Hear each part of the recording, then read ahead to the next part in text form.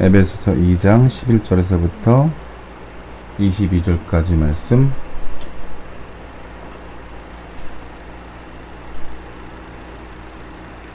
이스라엘은 성전 중심 예배죠.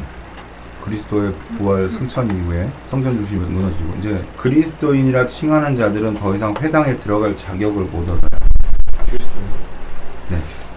유대인이라 할지라도 예수 믿는 사람이 그리스도인이에요. 회당을 못 들어가요. 예루살렘 성전에 들어가는 것을 허락하지 않았어요. 그리스도인들은.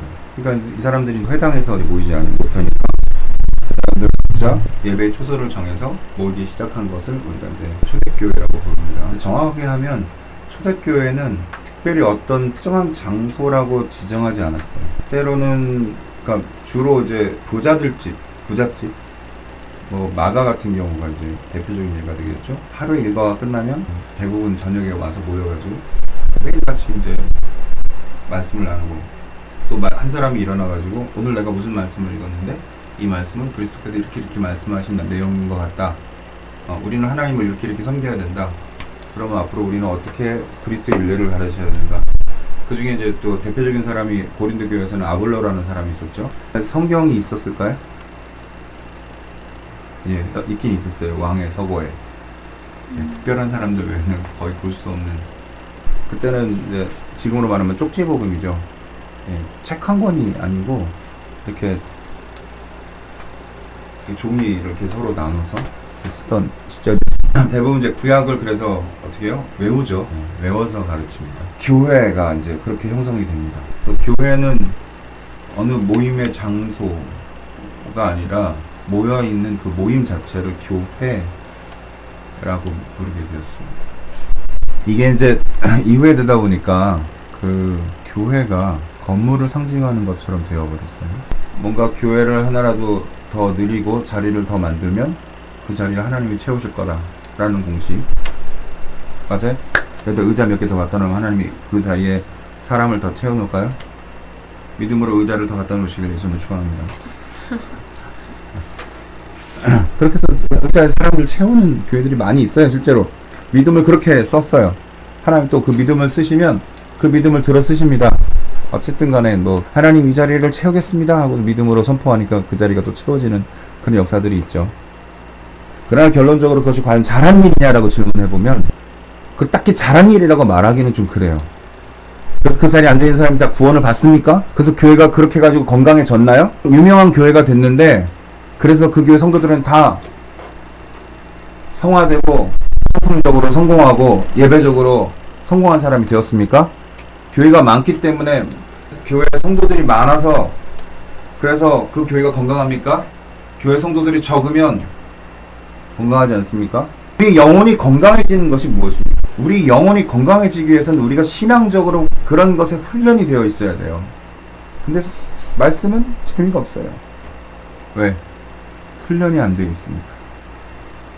말씀을 읽고 또 읽고 또 읽고 스스로 계속 내가 그 말씀 안에서 계속 나를 훈련하고 나를 작용하고 자꾸 그 말씀에 나라는 사람을 계속 훈련시켜야 되는데 말씀이 재미가 없어요. 그러니까 설교를 들어도 이해가 안 돼. 말씀 내가 몇 번 읽어본 적이 없거든. 아는 구절만 알거든. 말씀을 다 읽어보질 않았어. 그러니까 조금 어려운 대목만 나오면 도대체 이게 무슨 말씀인가 한단 말이죠. 기도하지 않으니까 말씀이 성령으로 들리지 않으니까 지혜가 없는 거야. 말씀만 시작하면 그냥 눈이 감겨. 내 안에 있는 우상들이 무엇인가 그 본질적인 문제들을 보셔야 됩니다. 오늘날의 교회는 교회 건물 우상이 됐어요. 그래서 신앙생활을 시작을 하면 큰 교회로 갑니다. 아, 우리 목사님 유명하니까 많이 다니셨으니까 유명한 목사님이니까 설교 잘하시니까 나는 저 목사님 설교를 들으면서 잘하기 때문에 나는 천국 갈 거야. 그런 거 없습니다. 여러분, 제가 오늘 여러분에게 전하는 복음이 진실한 복음이라고 하고 오늘 이 말씀이 여러분 마음에 새기길 간절히 바랍니다. 그러나 이 말씀 한 절로 인하여서 여러분이 구원받는 거 아니에요. 구원은요, 내가 확증해 가는 거예요. 그 부분의 말씀을 보면 에베소서 2장 21절 말씀. 그의 안에서 건물마다 서로 연결을 주 안에서 성전이 되어가고 천주교인들은 이게 교회와 교회, 건물과 건물 이렇게 이해합니다. 건물마다? 건물끼리 연결하는 뜻이에요? 문자적으로 해석해야 되나? 맞아요? 그래서 오늘날 대형교회는 교회고 소형교회는 교회가 아닙니까? 너희는 사도들과 선지자들의 터 위에 세우심을 입은 자라 그리스도께 예수께서 친히 모퉁이 돌이 되셨느니라. 성도는, 이 쉬운 성경은 이게 더 잘 번역되었습니다. 성도는 사도와 예언자들이 닦아놓은 기초 위에 세워진 하나님의 집이며, 성도가 누구예요? 하나님의 성령이 들어가 있는 사람, 하나님의 성령으로 말미암아 살아가는 사람, 그게 성도예요. 성도가 하나님의 집이라고요. 하나님의 성령이 내 안에 거하셔서 나를 하나님의 성전 삼으신다고. 에베소서 말씀에 분명하게 성도가 하나님의 집이라고 나와 있잖아요. 왜 자꾸 벽돌로 세워진 건물을 얘기하냐고. 그리스도 예수께서 친히 모퉁이 돌이 되셨다고. 하나님의 집이 되는 기초가 되셨다고. 십자가에 달리셔서 교회의 기초가 되셨다고요. 그리스도 안에서 그 하나님의 집인 성도들마다 서로 연결하여 주 안에서 성전이 되어간다고요. 그래서 건물마다라는 이 건물이 뭐예요? 성도 한 사람 한 사람을 이야기하는 거예요. 너희는 사돌과 선지자 터 위에 세우심을 입은 자라. 하나님의 집이다. 쉬운 성경에서는 성도는 하나님의 집이다. 이 하나님의 집과 집이 그리스도 안에서 연결되어서 그리스도가 모퉁이 되셔서 집과 집이 연결되어서, 여러분 이거 모퉁이 돌이란 말을 잘 이해하시게 되길 바래요. 건물이 서로 연결해 주 안에서 성전이 되어가고, 22절만 중요해요. 너희도 성령 안에서 하나님이 거하실 처소가 되기 위하여 그리스도 예수 안에서 함께 지어져 가느니라. 그리스도 예수 안에서 함께 지어져 간다고요. 우리가 성전이 되어서. 쉬운 성경은 유대인들과 함께 그리스도 안에서 함께 지어져 가고 있다, 이렇게 표현합니다.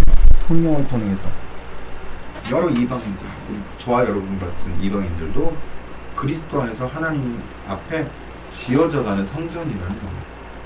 따라합시다. 교회가 우상이 되면 안 됩니다.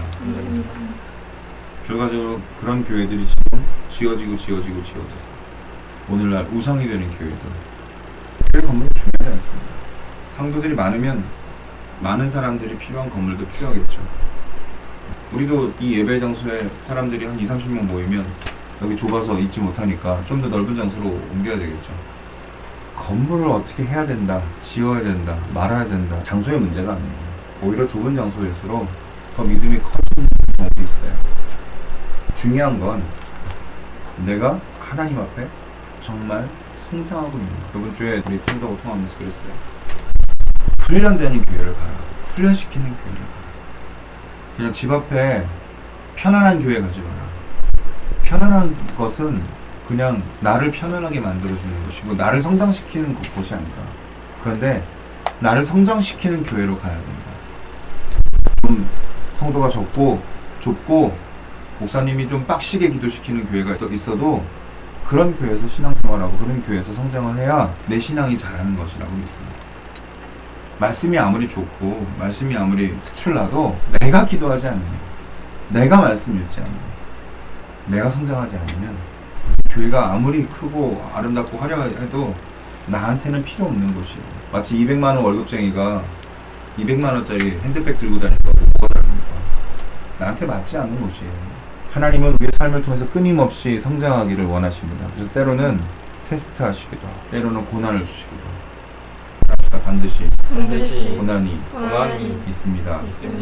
우리가 살아가는 인생은 죽음은 폴트값이고 반드시 죽는데 천국 가느냐 지옥 가느냐가 더 큰 문제지, 내가 20살에 얼마를 벌고 30대 얼마를 벌고 40대 얼마를 벌고 내가 어떤 성공한 인생을 살고, 이건 세상이 속이는 거예요. 아까 말씀드렸던 것처럼 열심히 산다고 해서 다 성공하는 거 아니고, 착하게 산다고 다 천국 가는 거 아니고, 악하게 산다고 다 지옥 가는 거 아닌 게 창조의 법칙인 것처럼 하나님께서 세우신 법칙들을 어떻게 우리가 알고 살아가느냐. 내가 사람들이 칭찬하고 성공한다는 그 자리에 가 있어도 하나님 만나지 않으면 그 사람은 실패한 사람이 됩니다. 그런데 사람들이 볼 때 별 볼 일 없는 그 사람도 하나님을 만난 사람이면 그 사람은 성공한 사람입니다. 구원이라는 것은 원래 하나님의 형상이 어떻게 지어졌는지 회복하는 거예요. 예수를 믿는다는 것은 그렇게 회복된 삶을 살아가는 것을 이야기합니다. 이것을 포기하지 마십시오. 세상에 속한다는 것은 성스러운 성전을 포기한다는 거죠.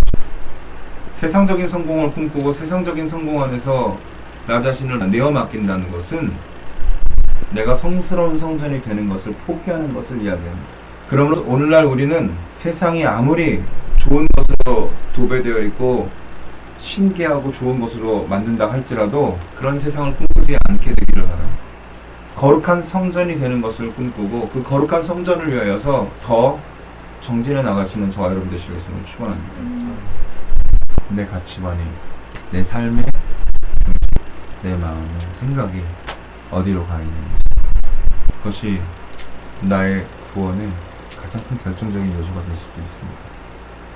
예수를 믿어도 짐승의 뼈를 칩을 단다면, 백신을 맞는다면 어차피 세상과 같아요. 예수를 믿는데 여전히 세상과 같은 삶을 살게 된다면, 여전히 세상의 가치관을 가지고 살게 된다면 구원받은 사람이 아닙니다. 그리스도의 형상을 잃어버린 사람입니다. 성령을 받았어요? 그런데도 그게 분별이 안 돼요? 그러면 지옥에 가는 사람들과 멸망의 길로 걸어가는 사람들과 같이 걸어가게 될 것입니다. 그러니까 내가 지금 은혜 받았다고 교만하지 마시고, 내가 지금 기도한다고 자고하지 마시고, 내가 옛날에 성령 받았고 예전에 믿음으로 뜨거웠던 시절이 있었다고 지금도 그럴 거란 착각하지 마시고, 날마다 하나님 앞에 나를 갖추고 나를 하나님의 성전 삼는 그런 여러분의 삶이 되시길 예수님을 축원합니다. 더 간절해지시길 예수님을 축원합니다.